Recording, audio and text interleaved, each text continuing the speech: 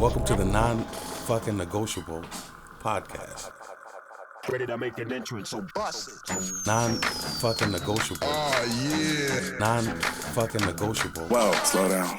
All right, welcome to the Non-Negotiable podcast. Wait, I'm saying that wrong already. Welcome to the Non-FukkinNegotiable podcast.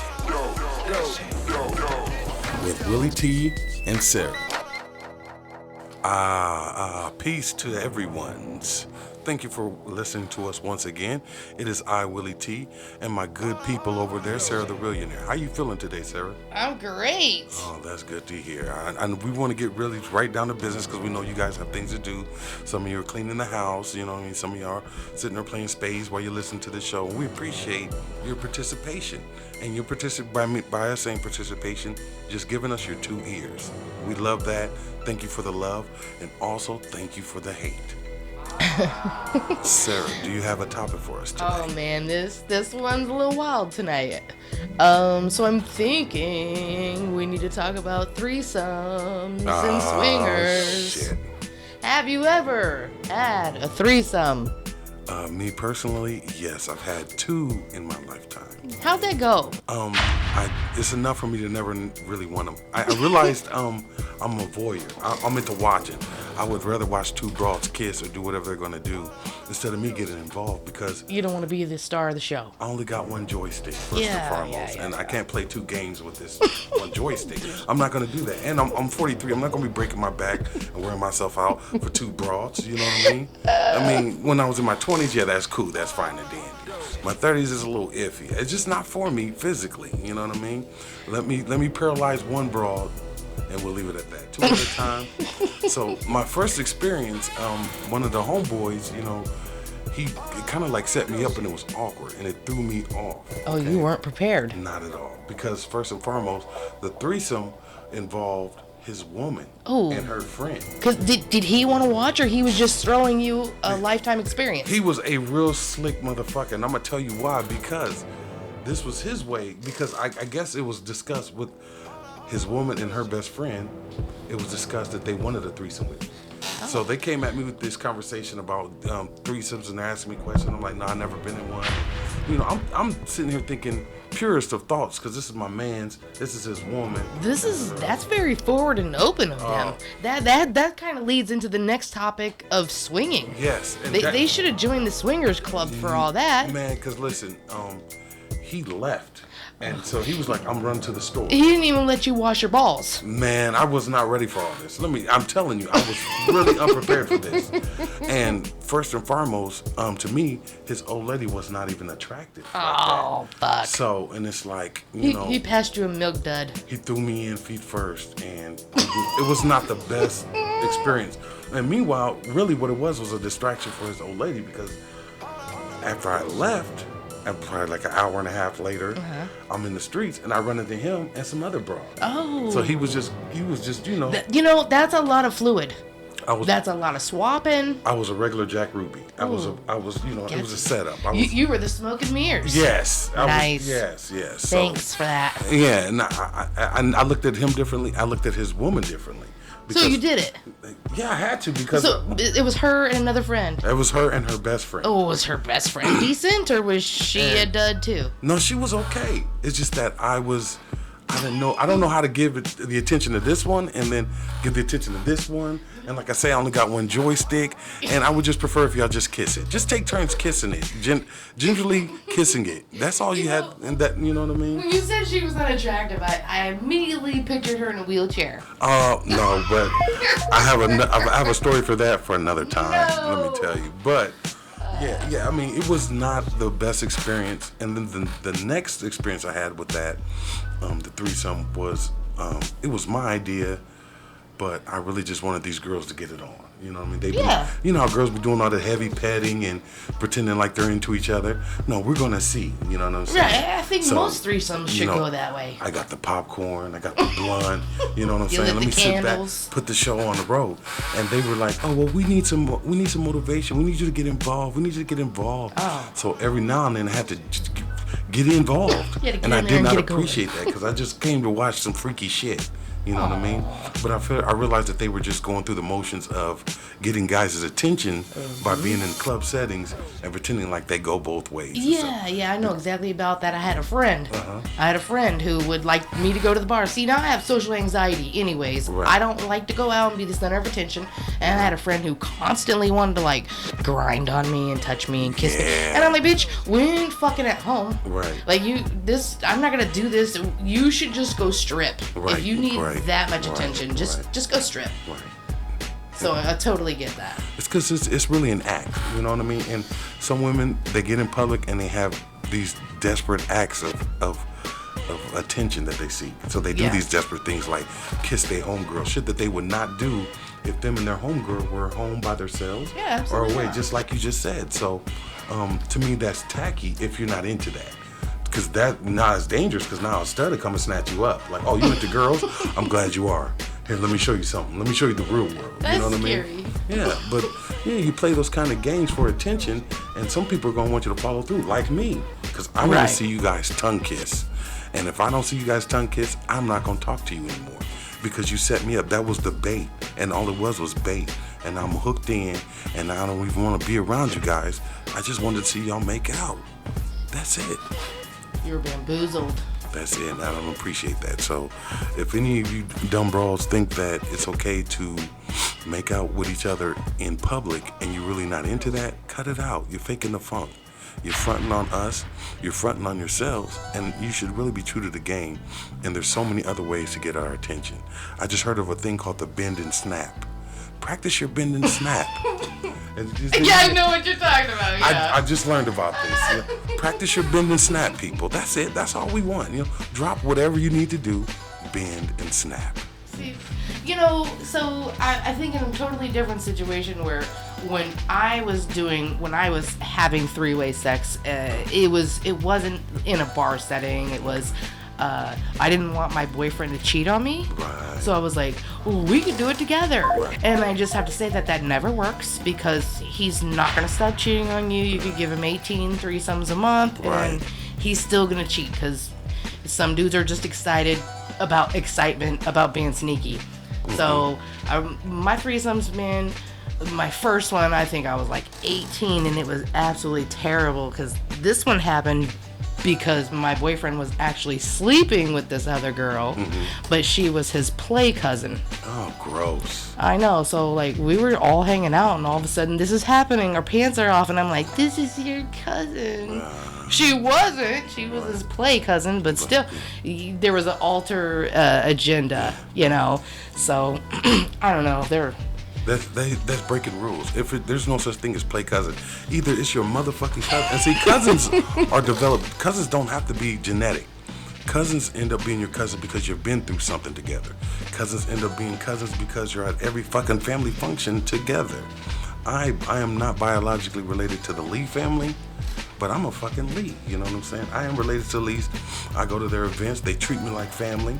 Therefore, those are my cousins. Right. You're not trying to diddle in your gene pool. Now they're third or fourth cousins. That's different. Right. But, as far as the Lee, that's my family in Des Moines. You know what I mean? Right. So and that's how I feel. They've treated me really good. So any of you people out here throwing around the word cousin, that's my play cousin, and you're fucking your play cousin, that's some really sick shit. And it's another way to be fraudulent and false, and you want some fake shit. So keep it real. Cut off fucking your cousins. Stop fucking your cousins, whether it's play ones or biological. Some of you niggas is nasty, and some of you broads is even nasty. Right. Straight up and down. So the whole threesome thing, when you set out, you contact the girl, you ask her, she says yes, and then you bring her home, and it's kind of like, where do I put my hands? There's this awkward, and you're looking at your partner, and you're looking at this woman, and you have to totally be okay with what's about to happen. Right. Because there was a situation where this girl was like, oh, well, I don't eat pussy. Well, what are you doing here? Right. Because we're not doing you. Right. Or there's a situation where... I will say this regarding swingers. I've only had one situation with swingers. There was a club, I had got word. When I worked at the Romantics Library, a guy came in and was like, yo, the place to be for the swingers in town is such and such club. I'm going to say the club. I'm not even going to say the club's name. And the reason why I'm not going to say the club's name is because I walked in and all the broads in there were mingers. And if you don't know what a minger is, them the most hideous women in the world.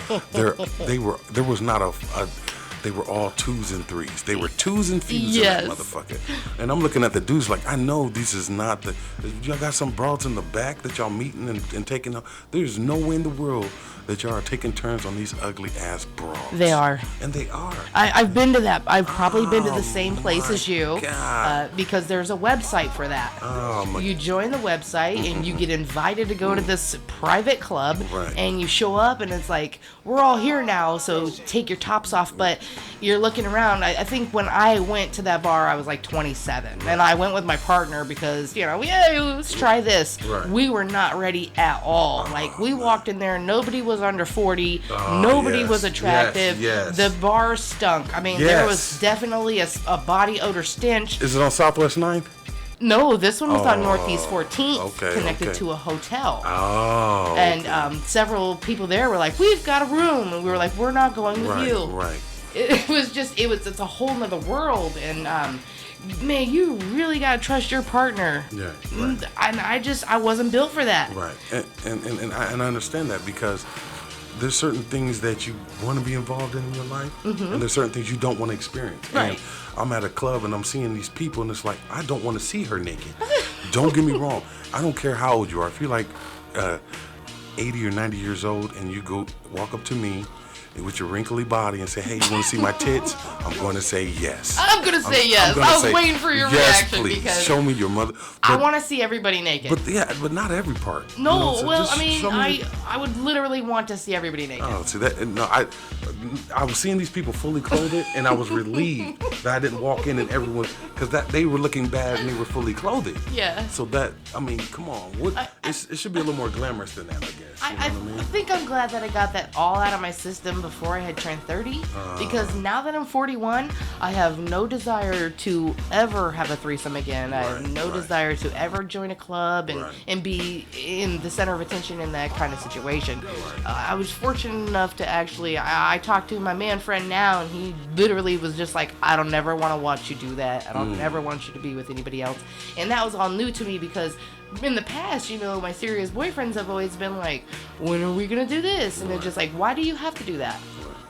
Some people, it seems like a good idea, but I'm glad it's over with because I don't want to be 41 and just now starting out. Listen, if you're in a relationship, I feel like in a relationship, I don't want a threesome to happen because in the morning, I don't want the uncomfortable questions. What if the other what if her skins are really fire? So now I'm in her skins for like 2 hours. Oh. And I've been in my girl skins. See, you can't do that though. There's like threesome rules. Hey, I'm breaking them all. I'm not gonna jump out of these good skins and go back to some skins I've been hitting 2 hours on a regular. That sounds crazy. What was your girl doing for 2 hours? She better swallow me a goddamn sweater because I'm gonna be passing out refreshments. I mean, I would literally be like, I'm just gonna go to the bathroom and the kitchen. But why did she bring her friend with these good skins? You know your homegirl got these good skins. You should bring somebody that you know her skins ain't worth shit. That way, I'm in your skins, I'm showing you love, we're making mad and now your girl's back there sewing a fucking sweater. Well, waiting for her turn. I feel like you should never have a threesome with anyone who has more than 4 kids because their vagina is fire. I mean, they've been nutted in so much that it's gotta be good, right? Right, it's gotta be wholesome. Bring your fresh friend. Inexperienced. Yeah. Because you have to shine on her. Yeah. The nerve of these dudes out here running around talking about, I don't like them with too many kids. Well, then you getting a bitch that's inexperienced in fucking. Right. Get me a bitch with 9 kids. I know she been doing some fucking. We gonna do some mean fucking tonight, goddamn. Definitely something special going on down there. Oh my god, it's sweet. She walks on her tippy toes when she walks, cause that shit is fucking sweet. And you niggas make me sick. I don't want no bitch with that. They got more than 1 kid. Man, you're inexperienced at sex. The bitch with all the kids is the one getting nutted in because that shit is the fire. Yes. You know what I mean? Niggas ain't nutting in her because the availability. They nutting in her because they can't control it. First 2 minutes, they done. You know what I'm saying? Done. That's the worst. That's the worst sex, by the way. Oh, what, the premature The 2-minute guy. If you're a 2-minute guy, just, I'm not going to say kill yourself or do anything harsh, but you got to know how disappointing 2 minutes really is. And even if you're like, oh, your pussy's just so good, I couldn't help myself, that gets old. I'm gonna tell you like this, straight up and down. If a girl's pussy is hella fire and you nut, that's her business. Now she got to deal with it.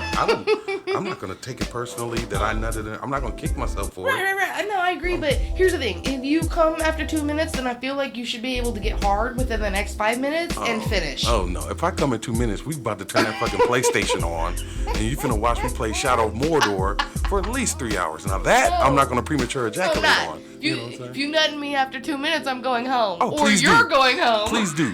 I'll nut in you with my coat on, cause I'm out the motherfucking door. I'm not the kind of person. So you're saying keep my shirt on? Yeah. Don't get too comfortable. No effort. One shoe. And I'm not even a guy that shoots early. That's not my thing. I'd rather it be a title bout. You know, let's go 12 rounds. Yes. I need a cigarette break. I'll beat it up. Yep. Take a cigarette break. Come back, beat it up some more. That's my thing. But and there's only one time in my life I premature ejaculated. And I've seen her in public a few times, and I don't look her in the eye. She's my Facebook friend, but she got your soul. I would not look her in the eye. I would just, you know what I'm saying? She took a piece of you home with her that day? It's a shameful thing. I haven't even told my main man about it. You know what I'm saying? It's a secret. Because listen, he saw me bounce out with her, and I still hung back a little bit. Because I didn't want him to know that I shot the gift so goddamn early. Because it was an early bout. You know what I'm saying? God, I mean, could you imagine if you put a whole bunch of effort into that one session? Because I feel like this. If I invite you over to have sex with me and I light candles and pick music and I put on that one thing that everybody likes and lotions and all that good stuff, and you fucking nut in me after 2 minutes, I'm gonna be furious. Be mad. Hopefully you can whoop me. I don't be upset. You can't whoop me. I am out the door. I don't have that problem. I mean, I haven't had a date for a very, very, very long time, so I don't remember. I remember what that was like, but I'm glad I don't have to deal with none of that. Man, I would thank you for a good time. My salutations and goodbyes might be longer than how long I wasn't there. I don't care.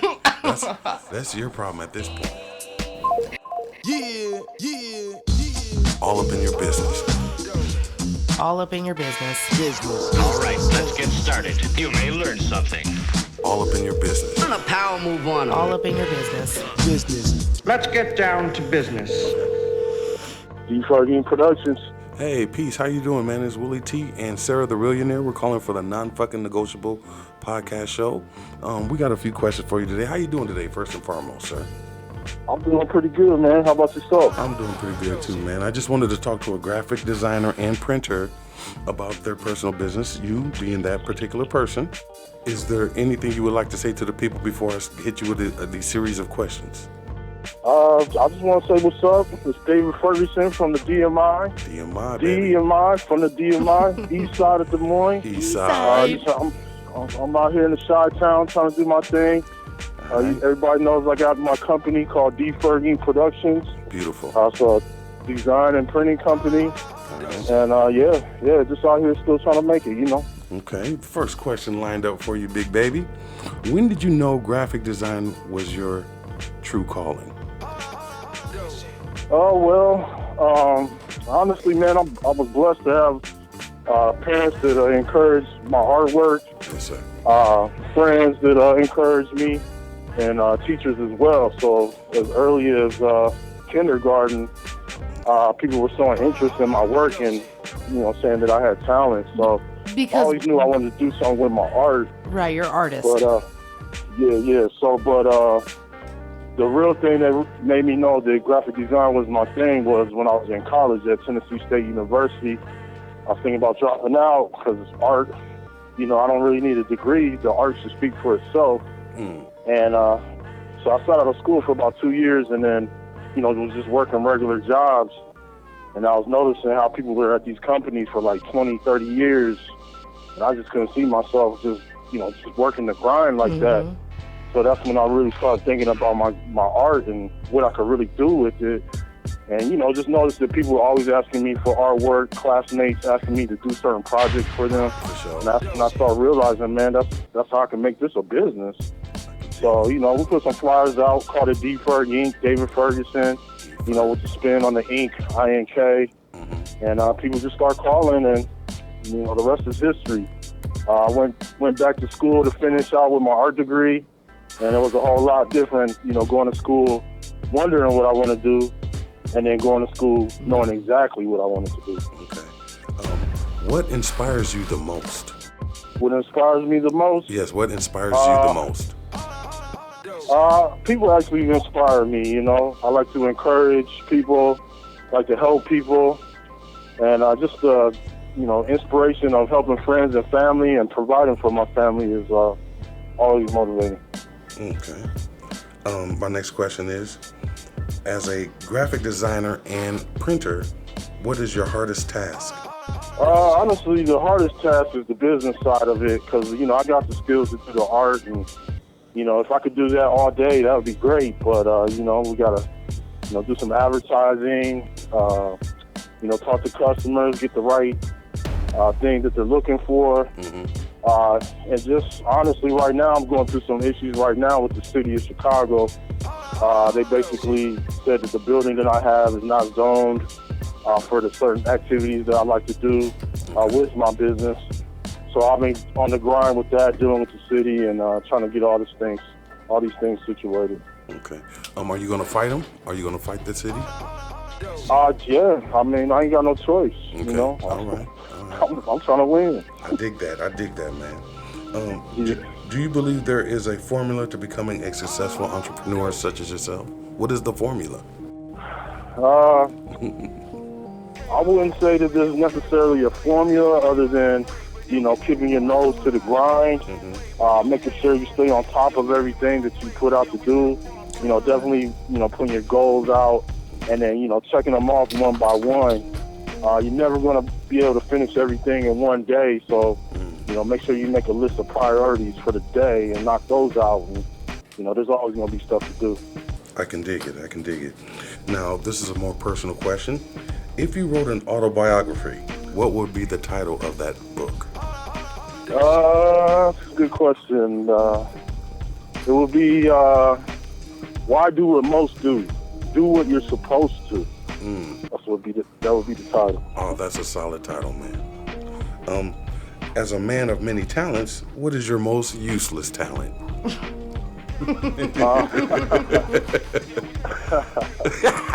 Man, that's a hard question because, you know, I don't believe that there's any useless talent. But if I was gonna say that my most useless talent is my talent of being a procrastinator. And being able to finish things when I should have did it a long time ago. And but it might be my most useless talent, but I probably use it the most, unfortunately. Well, I'm surprised, but I'm surprised at your answer. That's a very good answer. I'm glad that you didn't go with the answer I assumed you were going to go with, which would have been dancing.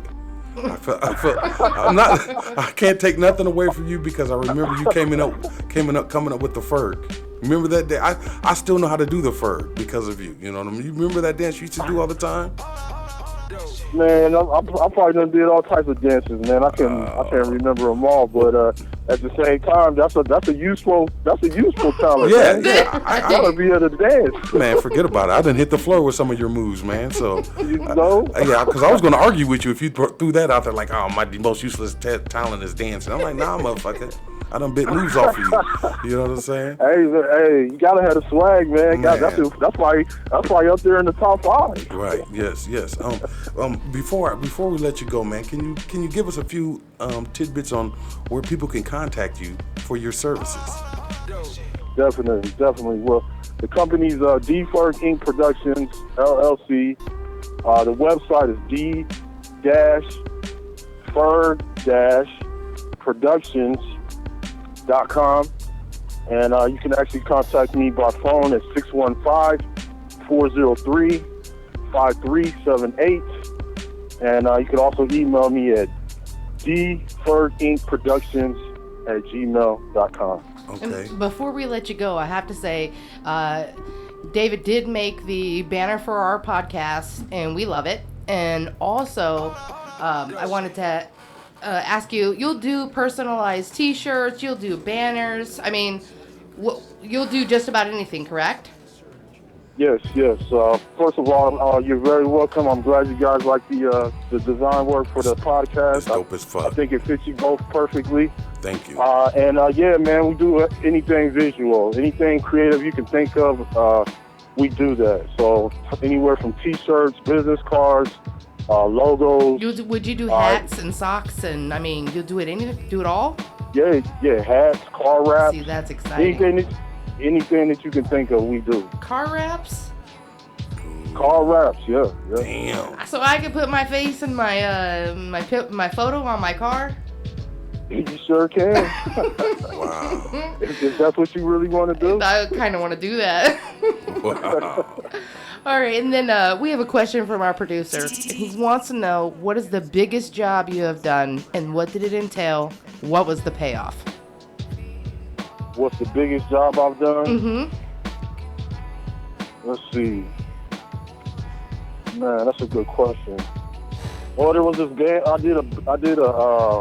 did a big T-shirt order. It was like about a good 400 T-shirts for a band. It was like a 4 or 5 color process, and I got a good $5,000 off of that. Nice. Now you keep a shirt, right? Say that again. You keep a shirt from Do I keep every a shirt? Yes. Yeah. I mean, if anything, at least pictures, photos. Yeah. I always keep a portfolio of all the work that we do. Yeah. See, I'm a T-shirt person, so I'm gonna go check your website. Yes, sir. Thank you for your time today, D-Ferg. We will be keeping in touch because we do like to talk to people like you and such as yourself. Thank you for your time once again. This is Willie T and Sara the Reallionaire, and we would appreciate it if you would tell us what is the best podcast that you've heard of so far. Man, the best podcast ever to hear that I've ever heard is Willie T's podcast. Yeah. Yay! Dude, I was like holding my breath. I was like, what's he gonna say? He could have said anything at that time. Rogan experience. Thank you for the love, Fer. I just know it's not N.F.N.Negotiable. That's all I know. It's not. You better believe it's non-fucking-negotiable, baby. That's right, my nigga. Thank you. Thank you, man. Have a good night. I appreciate y'all, man. Y'all stay up, bro. Peace. Peace.